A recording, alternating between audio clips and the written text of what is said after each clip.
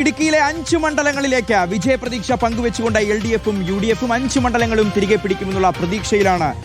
UDF 3 മണ്ഡലങ്ങളിൽ ഉറപ്പായും ജയിക്കുമെന്നും തരംഗമില്ല എങ്കിൽ അത് 4 മണ്ഡലങ്ങൾ നിലനിർത്തുമെന്നുമാണ് LDF-ന്റെ പ്രതീക്ഷ. മന്ത്രി റോഷി അഗസ്റ്റിന്റെ ഇടുക്കി മണ്ഡലം തന്നെയാണ് ശ്രദ്ധാകേന്ദ്രം.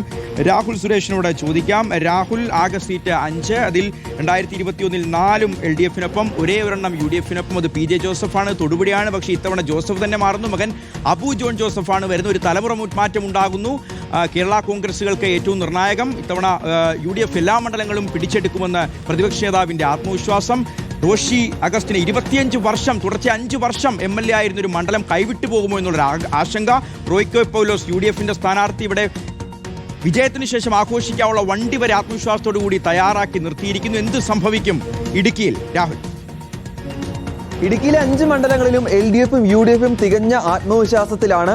UDF ആണെങ്കിൽ 5 മണ്ഡലങ്ങളിലും വിജയിക്കും എന്ന പ്രതീക്ഷ പങ്കുവയ്ക്കുന്നു. LDF ആണെങ്കിൽ 3 സീറ്റുകളിൽ ഉറപ്പായും ജയിക്കും. എന്നാൽ ട്രെൻഡ് ഉണ്ടായില്ലെങ്കിൽ 4 സീറ്റുകളിലും വിജയിക്കും. അതുകൂടാതെ തൊടുപുഴയിൽ വോട്ട് ഷെയർ വർദ്ധിപ്പിക്കും എന്നതാണ് പ്രതീക്ഷ. LDF-നെ സംബന്ധിച്ചിടത്തോളം 2021 ഇലക്ഷൻ റിസൾട്ട് അവരെ വലിയ രീതിയിൽ മുന്നോട്ട് കൊണ്ടുപോകുന്നുണ്ട്. പാർട്ടി കോട്ട അല്ല എങ്കിൽ കൂടി 5-ൽ 4 സീറ്റുകളും വിജയിക്കാൻ അവർക്കായി. ആ പ്രതീക്ഷയോട് കൂടി തന്നെയാണ് മുന്നോട്ട് പോകുന്നത്. ഇത്തവണ ഉടുമ്പൻചോലയും ഇടുക്കിയും ദേവികുളവും വിജയിക്കും. അതുകൂടാതെ പീരുമേട്ടിൽ ട്രെൻഡ് ഉണ്ടായില്ലെങ്കിൽ അവസാന സമയത്ത് വിജയിച്ചു കയറും എന്നതാണ് LDF-ന്റെ പ്രതീക്ഷ. UDF ആണെങ്കിൽ 5 സീറ്റുകളും തിരികെ പിടിക്കും എന്ന പ്രതീക്ഷയിൽ മുന്നോട്ട് പോകുന്നു. റോഷി അഗസ്റ്റിൻ മത്സരിക്കുന്ന ഇടുക്കി തന്നെയാണ് ഏറ്റവും പ്രധാനപ്പെട്ട മണ്ഡലമായി വരുന്നത്.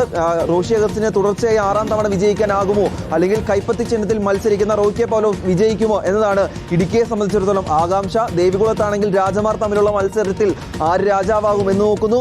MM മണിക്ക് പകരം മറ്റൊരു സ്ഥാനാർത്ഥി KK ശൈലജേന്ദ്രൻ ഉടുമ്പൻചോലയിൽ വരുമ്പോൾ അവിടെ ആ സ്ഥാനാർത്ഥിക്ക് വിജയിക്ക് കയറാനാകുമോ, അതും പ്രതീക്ഷയാണ്. അതുകൂടാതെ തൊടുപുഴയിൽ അബു ജോൺ ജോസഫ്, PJ ജോസഫിന്റെ അടുത്ത കാലഘട്ടം വരുന്നു. അവിടെ അബു ജോൺ ജോസഫ് മത്സരിച്ച് ജയിക്കുമോ എന്ന പ്രതീക്ഷയാണ്. എന്തായാലും ഇനിയിപ്പോൾ ഏതാനും മണിക്കൂറുകൾ മാത്രമാണ് ബാക്കി. ആ മണിക്കൂറുകൾ പിന്നിടുമ്പോൾ, പെട്ടി തുറക്കുമ്പോൾ ആര് വിജയിക്കും, ഇടുക്കിയിലെ മിടുക്കന്മാർ ആരാകും എന്നത് കണ്ടറിയാം. ശരി രാഹുൽ.